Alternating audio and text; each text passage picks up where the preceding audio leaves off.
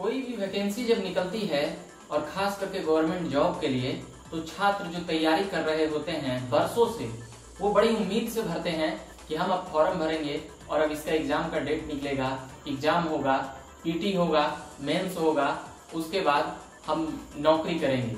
मगर जो उम्मीद देखने के लिए मिलती है, बिहार कर्मचारी चयन आयोग यह कौन से इतिहास बनाना चाहती है, यह समझ से बाहर है। बिहार सरकार इस पर एक बार बदल चुकी है, एक बार चुनाव 2015 में हो चुकी है और 2020 का चुनाव सर पर है। मगर बिहार एसएससी का एग्जामिनेशन पीटी का हुआ, दो स्तर पर एग्जाम हुआ था। इसमें एक स्नातक लेवल पर और एक इंटर लेवल पर, यानी कि +2 पर। तो स्नातक का तो उसमें उसका हो चुका है। तो 16,000 से ज्यादा वैकेंसी थी, तो 3,000 से ज्यादा का उसमें वैकेंसी का वो पूरा कर लिया गया प्रक्रिया।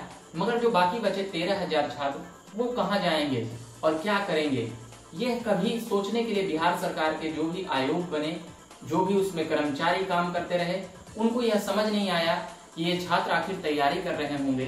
कम से कम इसकी भी समझ रहनी चाहिए थी। मगर उन्हें क्या मतलब है, उन्हें लाख रुपया से ज्यादा वेतन मिलता है और जो कर्मचारी हैं उन्हें भी अच्छी खासी सैलरी मिल जाती है और रहने के लिए सुख सुविधा अलग से मिलता है। ये किन लोगों के लिए काम करते हैं और किस चीज के लिए काम करते हैं, यह बड़ी दुविधाजनक बातें हैं। छात्र ने एक बार आंदोलन किया था इसी जनवरी में, उसी के दबाव में पीटी का रिजल्ट 1 महीने का वक्त दिया गया, मगर उससे पहले निकाल दिया गया क्योंकि वह हंगामा बड़े जोर का था और बड़े भयानक रूप से था। मीडिया में भी खूब चला और झकास भारत ने भी इस मुद्दे को प्रमुखता से उठाया। चाहे वह छात्र का ऐसे भी मुद्दे उठाते रहते हैं, मगर बिहार एसएससी फिर दबाव में आती है।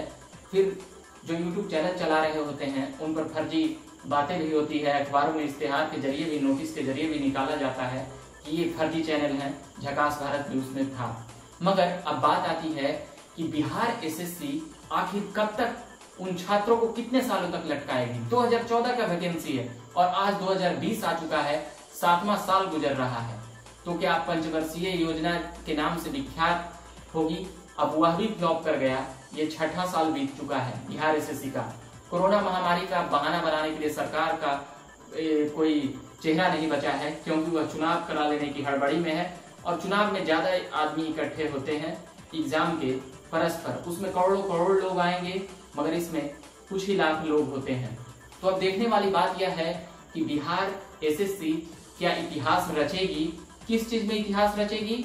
तो बिहार सरकार के सामने ये एक चुल्लू भर पानी में डूब मरना चाहिए कि एक एग्जाम को कराने में 6-7 साल आखिर कैसे लग गए और उसका हिसाब कौन देगा, उन छात्रों की रेंट कौन देगा और उन अभिभावकों का जो इतने मेहनत मजदूरी करके छात्रों को तैयारी करा रहे हैं, प्रिपरेशन के लिए पैसा भेज रहे हैं, वह कहां से लाते होंगे। कभी इसकी भी समझ और आंकड़ा लगाना चाहिए। मगर सरकार पूरी तरह से नींद में सोई रहती है। पूरी तरह से अगर नींद में नहीं सोई रहती तो 6-7 साल क्या कर रही थी, इसका भी वह जवाब दे, मगर वह जवाब नहीं देगी। गुलमुल सा एक फिर से एग्जाम का एक तारीख निकाल सकती है और उस तारीख के बाद फिर से उस एग्जाम में धांधली का आरोप लगेगा। प्रश्न पत्र तमाम व्हाट्सएप और फेसबुक पर रेंगने लगेंगे। जो छात्र तैयारी कर रहे होते हैं उनको काफी बुरा लगता है और जो छात्र ईमानदारी से तैयारी कर रहे होते हैं उन्हें भी अब आश्वस्त हो गए हैं कि जब तक सेटिंग वेटिंग नहीं कर लेंगे तब तक यह नौकरी लेना संभव नहीं है। फिर वह एग्जाम कैंसिल हो जाता है क्योंकि प्रश्न पत्र ही आउट हो जाता है। यह कहानी बिहार में आम हो चली है। अब यह देखने वाली बात यह है कि आखिर कब तक इसमें सुधार होगी और बिहार एसएससी का अंतिम रिजल्ट कब तक आएगा।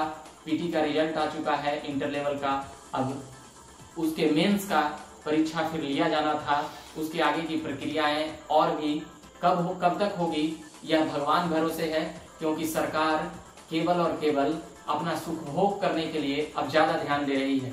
छात्र बार बार कॉल और मैसेजेस कर रहे थे, इसलिए यह वीडियो और यह आवाज देना जरूरी था कि आयोग कहीं सोए नहीं, क्योंकि कहीं से भी कोई आवाज देते रहना चाहिए।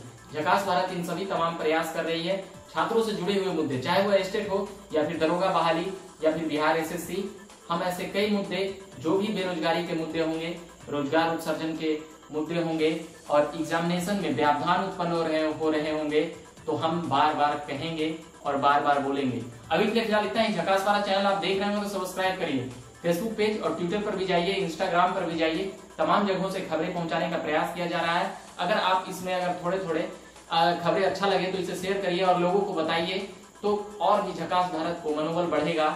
और इसमें काम करने वाली उतनी बड़ी टीम नहीं है। हम चाहेंगे कि जो छात्र वहां पर काम करते हैं वो वीडियो और फुटेज भेजते रहते हैं, आप भी भेजें छात्रों से जुड़े हुए मुद्दों के लिए। अभी के लिए फिलहाल इतना ही, धन्यवाद।